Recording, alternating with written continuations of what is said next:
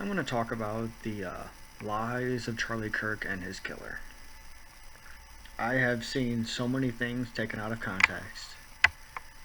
Like, if you took snippets of my videos, you'd be, oh my god, or anyone's. I don't understand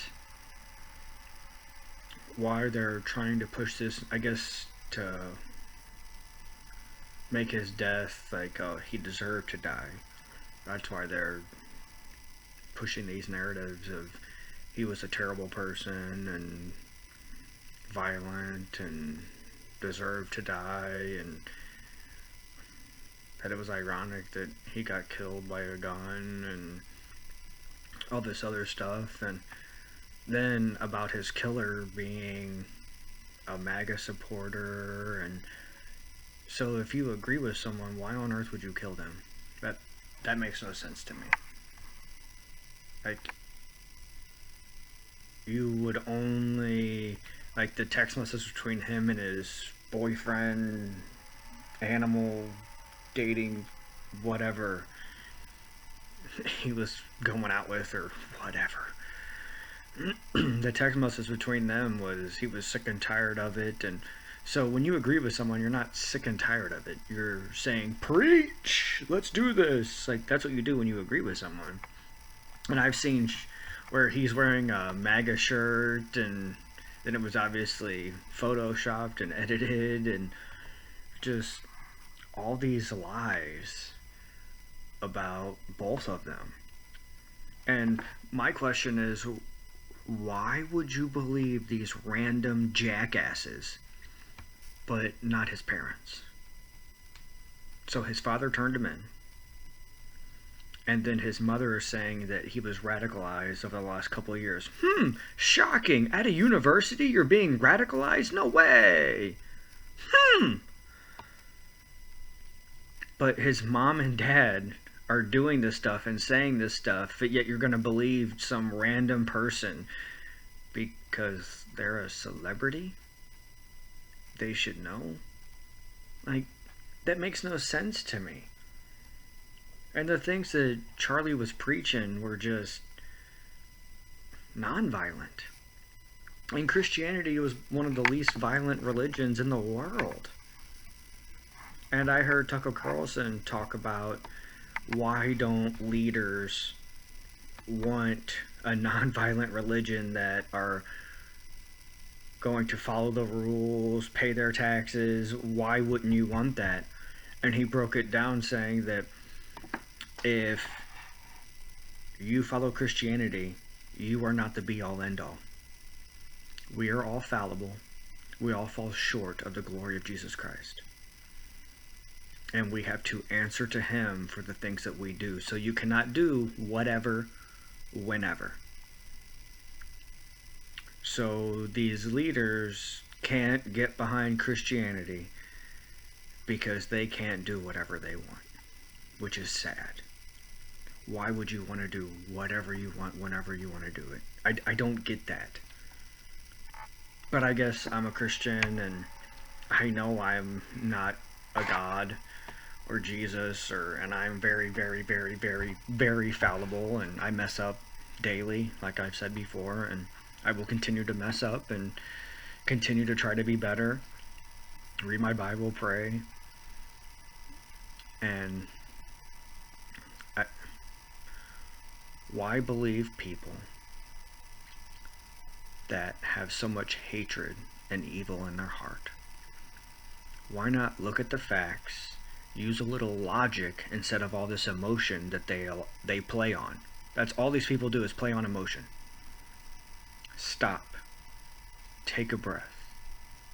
Think for yourself, please. If you think for yourself, then what these people are saying doesn't make sense.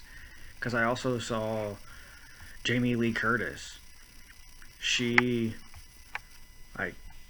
was upset about his death. She said she agreed with virtually nothing that he talked about, but that he's a father and a husband and didn't deserve to die. And yet all these people are saying just because she cried about his death that she's a racist, she's the devil, she has a dark soul. Because she's sad about someone being killed in cold blood. She has a dark soul. See, if you used your brain, you would see the irony in that. You have a dark soul by not caring about others, no matter their opinion. I 100% disagree with the trans movement and everything. But should those people be hurt in any way? Absolutely not. You should have sympathy and empathy for them. Be kind to them. Show them that there are other ways to be better mentally than to just want to change and be the opposite of who you're supposed to be.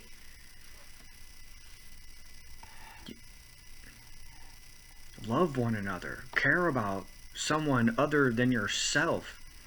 So I say, for some reason, people only care, they can only think as far past as their nose, their tits, their gut.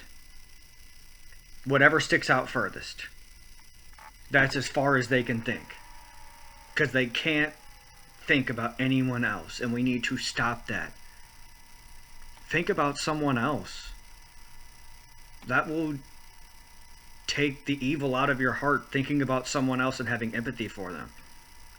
So I also saw that Barack Obama said that every man needs a gay friend to have empathy. So only gay men have empathy?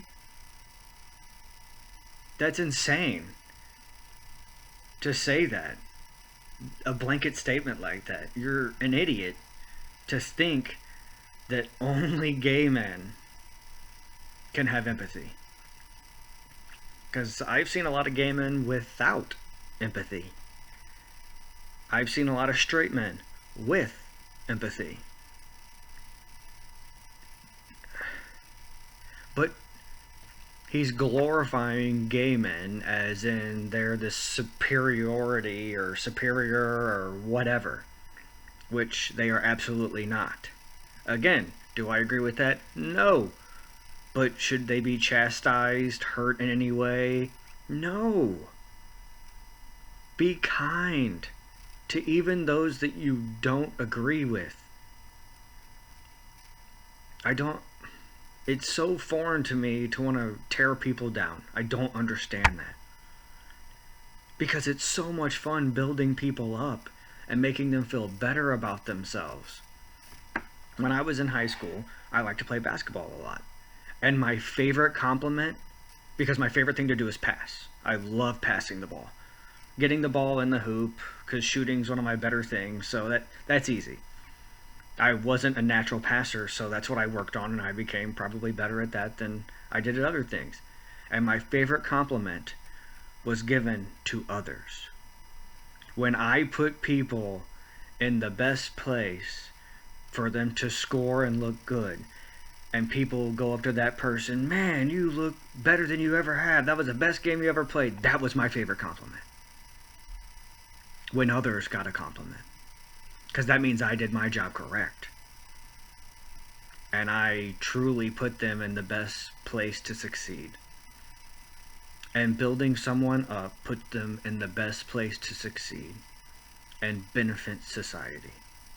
Tearing them down and just helps no one. I guess maybe you in your selfish way, it makes you feel better. But again, that's not thinking past your nose, your gut, or your tits. It's only thinking about you. That's it. You are thinking about no one else when you're tearing others down. So, give a compliment. Just say thank you. No sir, yes ma'am, no ma'am.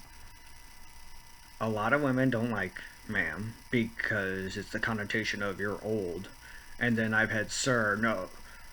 I work for a living. I'm not a sir. And I just roll my eyes at that person. You're not a sir. You work for a living. What does that have to do with anything? Sir and ma'am is simply about respect. And when I worked at the middle school, elementary school, and high schools, the women quickly changed their tune because they saw me say ma'am and sir to the kids. Elementary school, I would say yes sir, no sir, yes ma'am, no ma'am. Because how can somebody show respect to others if they don't know what it looks like? So I show respect to everyone. And if I don't like you, I'm not going to disrespect you. I'm going to show you respect and just not be around you anymore. It's that simple. So the women, they started to love when I called them ma'am. They loved it because they saw it's not about age. It's simply about respect for others. And they saw that I had respect for them. Because why wouldn't I? They're human beings. They automatically deserve a little bit of respect from me because they're human beings. Automatically. That's my way of thinking. It might not be yours, but I enjoy thinking like that because I enjoy respecting others and showing respect and being a positive member of society. Because I have seen people that take from society and will never benefit society, and I don't want to be that. Like when I'm driving and I get annoyed with people, my goal is to not do what annoys me. Because so many people, I'll watch them drive and they'll get so angry at someone, and then they'll be doing the exact same thing a moment later, and I'm just like, oh jeez. And it's just, I don't want to be that person. Because they're everywhere. They get so annoyed with someone doing something and then they do the exact same thing. And that's just having no self-awareness, and I want to have at least some self-awareness. I might not be complete. I'm sure there are some things that I have blind spots. We all do. And then someone points it out and it's no longer a blind spot and it's blinding you and you're like, ooh. Wow, I looked dumb for years. So, when someone says something, don't just believe them. Think for yourself. Have your own thoughts. Your own perspective. It could be wrong. That's okay. It happens. Think again. Like, ooh, I was wrong. Think about it. Change your perspective. Next thing you know, you're going to be a pretty great person. An amazing member of society. That benefits others, benefits yourself. Do the best you can. Do your best and forget the rest. Because if your best isn't good enough, if it's truly your best, it will be. If you're lying to yourself and I gave it my best when you didn't, you know, deep down. So do your best and forget the rest. Be the best version of you can be each and every day.